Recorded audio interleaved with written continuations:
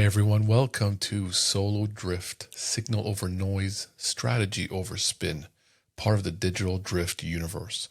Solo Drift is where I break down the chaos of digital, media, and marketing, just insights, real stories, and frameworks that actually hold up in the real world. I'm Hus, 14 years inside agencies, boardrooms, and media war rooms.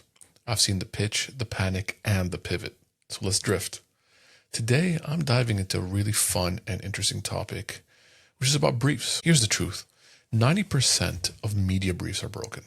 They're misaligned, they're outdated, full of contradictions. But there's a skill, there's a real skill. How to read between the lines and actually build a winning strategy, even if the brief itself is not where you want it to be. The problem is that every client, every brand manager is always trying to chase the perfect brief. They want the clear budgets, they want the objectives, they want the targeting, they want all of that. But in reality, that perfect brief doesn't exist, right? And I've seen some briefs that I understand the intention was very strong, but the actual brief ended up not being where it needed to be. I've seen briefs where the KPIs are incredibly conflicting. We want awareness, but we also want you to get, cost per acquisition, or we want to maximize leads, but build brand. Or for example, we want to have 7 markets, including the US, including UK, Australia, other markets. Our budget's $10,000. I've seen this day in and day out, where the brief that comes in is not clear or doesn't align with the actual brand objectives.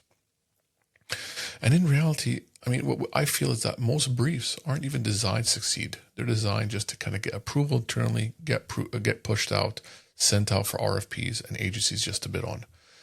And again, I've been in industry for so long, and I've actually been on the side of writing brief, and I realize how important it is to actually write a solid brief. Because in the end, agencies out there, when they pitch on your RFPs or RFQs, or they want to strategize for your brand, the pitch and the brief itself is actually what helps guide them to do that. And there's a lot of importance for that. And I feel we've kind of lost that. And how can we get back to, us as agencies, how can we get to a place where even if the brief is broken, we can still pull out the insights and still be able to build the strongest pitch? You know what I mean? The first thing we have to look at is don't fight the brief. You really have to kind of have a conversation with it. You have to interrogate it, right? First of all, you read through the brief. You have to really identify what's the BS, the buzzwords. I'm sure we all get briefs like they have omni-channels, or we want DMPs or CDPs, or we want ROAS. In reality, sometimes it doesn't even align to what the client wants themselves. So you kind of have to read through it. You have to filter out, all the BS. So what I do is I usually go through a brief. I'll have a pen or pencil, and I'll kind of scratch out things I just feel that add no value to the brief, and then kind of circle what it is. Next, you have to look at context. Who wrote the actual brief? What is the incentive? Was it procurement, whose job is to drive down cost? Was it brand managers who want to get this, approved and sent out? Was it a strategic person? Was it a practical person? It actually helps to understand who is the one who wrote the brief themselves. Next, I look at what is the actual objective. A lot of times you have a brand that actually has a top line business objective, be it, for example, maximizing sales, maximizing return of ad spend. You look at the actual strategic business brief, and then you see, how can I adapt the media brief against that strategic brief? That is key. You really need to do this. At the same time, when you look at, for example, is this a pitch? It's going out to all the agencies out there. Is it a price war? Or is it a brief from an existing client who actually cares about, the business objectives? You really have to look at, kind of get down to the details of the actual objective of that brief. Next, you really need to start going through the contradictions. Misaligned KPIs. Again, they say they want brand awareness, but then why are they focusing on CPLs or CPAs or lead objectives? Or they say they want traffic to the website, then why are they focusing on another KPI, or like followers? We also need to look at, is it vanity? Do we just want to have views on a post? Do we want to actually have followers? Or do we actually want real brand recognition and awareness? Do they actually care about things like brand lift studies? Do they actually care about aspects that uplift the brand? These are things you also need to analyze and look at. And to brand managers out there listening, it's very important for you to kind of structure your brief to the actual objectives you want to achieve. And be real with yourself. Be honest. Am I just trying to fulfill a vanity? Am I trying to check a box? And we understand. We understand that in many places, in many companies, be it government or private sector, sometimes there's a vanity. Sometimes the CEO wants to open up a post and see 1 million views. We understand that, but let's have that honest conversation. But sometimes you have this in fight. I get a brief and I'm looking at it. I'm like, what are they really trying to say? And many times I push back. I tell a client, you're really underestimating your budget. Either reduce markets, reduce your KPIs, reduce the objectives, or increase budget. But you can't do 7 markets, millions of reach and impressions and KPIs, but your budget's $20,000. That's just not logical.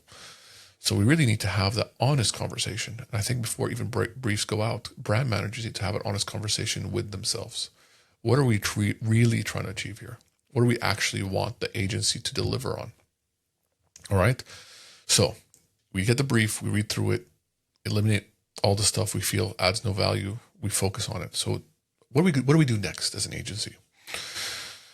We reframe the objective. We tell ourselves, okay, yes, this is what the client thinks they want, but it seems it's not what they want at all.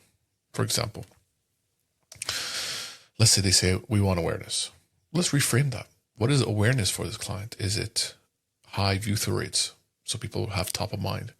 Is it uplift in search or search terms? Is it surveys and brand lift studies? Let's reframe that and kind of focus on. Next, reverse engineer the budget. Look at what they want to get to and then work backwards. And then you could tell them, you know what? I really want to give you your objectives. I want to get you, these number of leads or acquisitions or impressions or reach. But I could do so with this budget or this budget or this budget. Lately, what I've been doing is submitting multiple budget options. So the client understands that when you work on this budget, you can get so much more versus that one. And there's a level of impact. Which market should we focus on? Which KPI should we focus on? Next, we look at the audience. A lot of time we get briefs and they're a bit generic. Gen Z, affluent expats in the UAE or in the GCC. That's very broad. Let's really narrow it down. Is it people who have specific consumption habits? Do they have purchase signals? Do we want to target people, for example, who have bought from similar brands 5 times in the last month? Or that have shown behavioral signals that showcase the audience well? Let's really narrow it down to what they want. A lot of times it's very generic and they just want mass reach. Great. I will give you an audience that gives you that mass reach. Or if it's lower funnel, you know what? This is where you go into intent. Intent is very important. Next, point number 4, let's kind of rescope the channels. Let's rework that. Sometimes a client puts 1 million channels on a brief. I want X and I want Meta and I want YouTube and I want Google and I want geo-targeting and I want radio and I want outdoor and I want TV. Okay, slow it down. To achieve your objectives, I actually only need these 4 or 5 channels. And that means if I take your budget and I focus on these 4 or 5 channels, those 4 or 5 channels have a lot more impact, which actually will help me achieve your objectives. Let's not dilute the budget over 15 channels, right? If it's mass awareness, let's go outdoor. Let's go with video. If it's lead gen or acquisition, let's go Meta. Let's go Google search. Let's reshape that conversation and really try to narrow down the channels. So I feel when I go through a brief, these are the kind of things I do in my mind to fix the brief, right? So we reframe the objective, we reverse engineer the budget, we refocus the audience, and we rescope the channels. I like to call those the 4 R's. And that is what I like to do. Do I do it all the time? No. Sometimes a brief comes in, you don't have a lot of time, you have to move fast, you have to get it out there. Sometimes you have a bit more time. You can actually take the time and do your due diligence to actually give the client the very best of what they want. So you really have to judge it. You really have to judge it. Now, there's pros and cons to a broken brief. Sometimes the pro is, it's like a blank check, right? You can turn it and then reshape that conversation, and they actually feel really confident in you as an agency. They feel, you know what? This agency, this person actually has helped me reframe my internal conversation. And I really like that. And I feel I'm confident and I feel very, confident in my choice of going with them. Sometimes a client tells you, no, I don't know what you said. I want this. Give me this. Even if you try to explain to them that, you know what, no, this can actually hurt you. This can dilute your budget, negative impact. Sometimes client just does not want to hear it. And that's something we have to live with as well. So again, there's pros and cons to this broken brief. You have to kind of judge based on the context of the person you receive it from the organization you receive it from, and then shift how you will tackle that brief. Do I let it go? Do I just do what they want because I feel there's no point and I'm going to get pushback? Or is this a real opportunity to showcase my strategic muscles and kind of get the client to trust me because I've helped them actually internally, and they can go internally and be like, they can take all my notes and go internally and they look like a superhero.